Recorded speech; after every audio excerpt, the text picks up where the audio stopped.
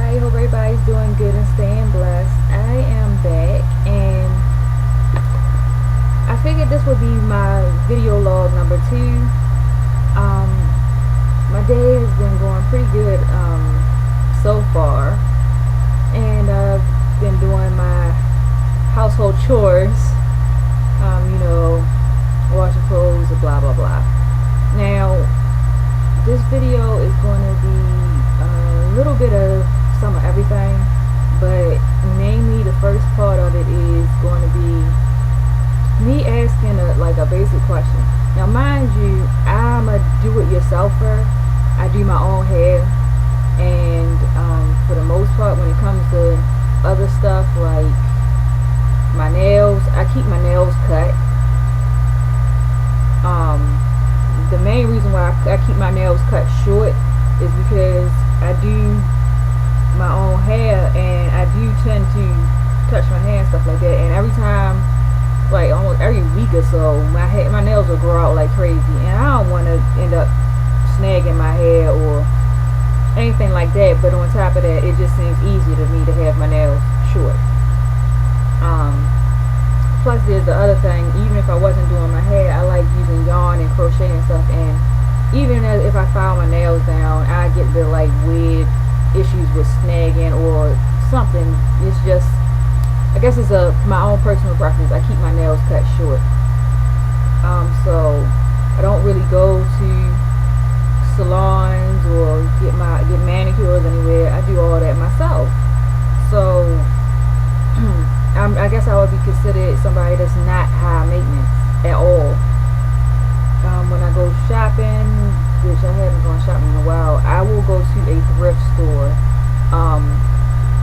That's like number one place I'll go shop, thrift store.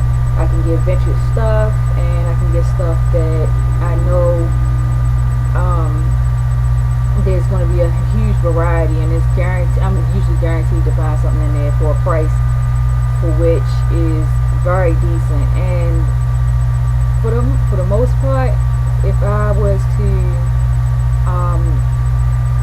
give a good example of why I would go to a thrift store as opposed to going to a regular store first, I can get more clothes for the same price as like one outfit at some shop at the mall or some other place, like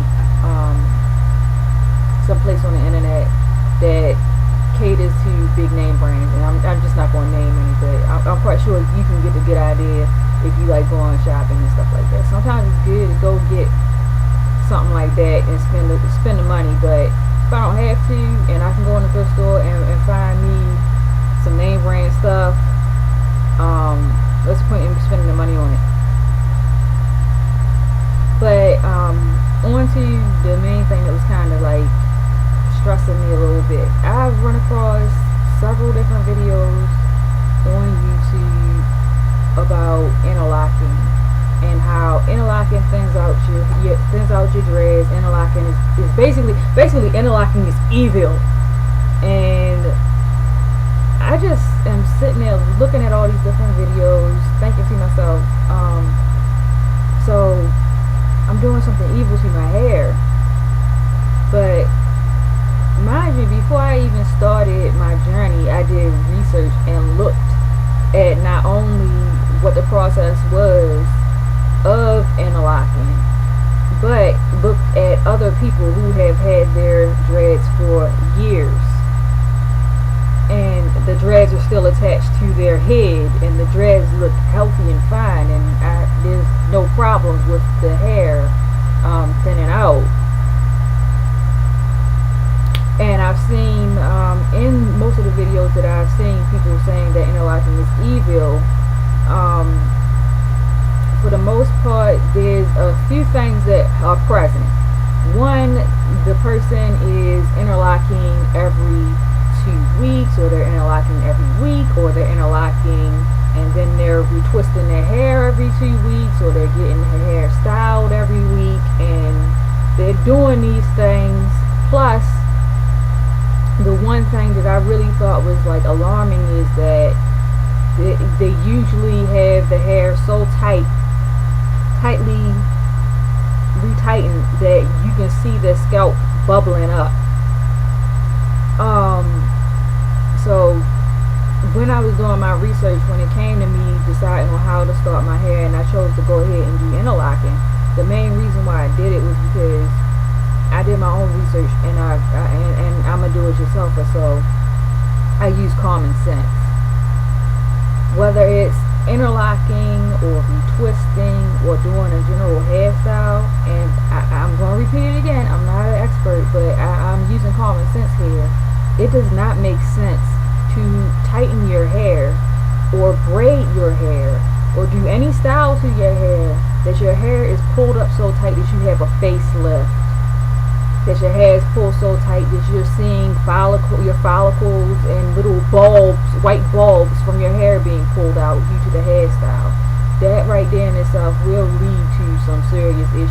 There's a thing called traction alopecia, and receding hairline, stuff like that. Now, those things that I just mentioned can come from just styling too tightly, retightening your hair too tightly, retwisting your hair too tight. And the same thing, I see some videos talking about how retwisting is better than interlocking, or interlocking is better than retwisting. I would say to anybody who's actually thinking about getting their locks and maintaining them or whatever, just look at and research and see all of the options that are out there for you. But for what it is worth, me doing interlocking on my own hair for the 4 months and some change that I've done it, I have not experienced any problems. One of the reasons why I think I haven't had a problem is the fact that I only do it once a month. I do not do it extremely tight at all. I will not, put it like this: if you are getting your hair done any type of way, any type of way, and you have a migraine headache that you need to take Tylenol or aspirin or something else, then something is wrong. You shouldn't be having your hair done and having pain. I'm sorry, that old statement that says beauty and pain, or that you can't have beauty without some pain. I'm sorry, I can't subscribe to that. I just can't.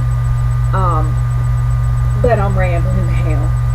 I think you probably get the basis of what I'm trying to say. But I've seen the videos with people saying that interlocking causes things, or that retwisting your hair too often causes thinning, and this, that, and other, and stuff like that. I would say do your research and use common sense before you let anybody else do something to your hair for which might be damaging, and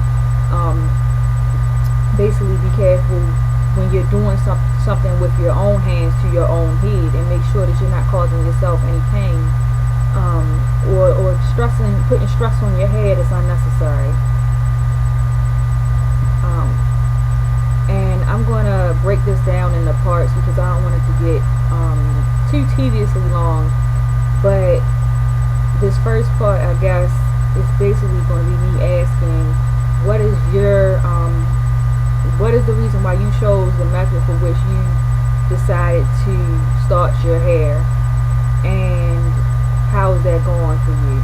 Like, oh, and also to anybody who's watching this video and you heard of the different things that I just mentioned, there's also another way of going about somebody doing their hair, and it's called freeforming. And the person basically doesn't do maintenance, not in the sense that I was just talking about.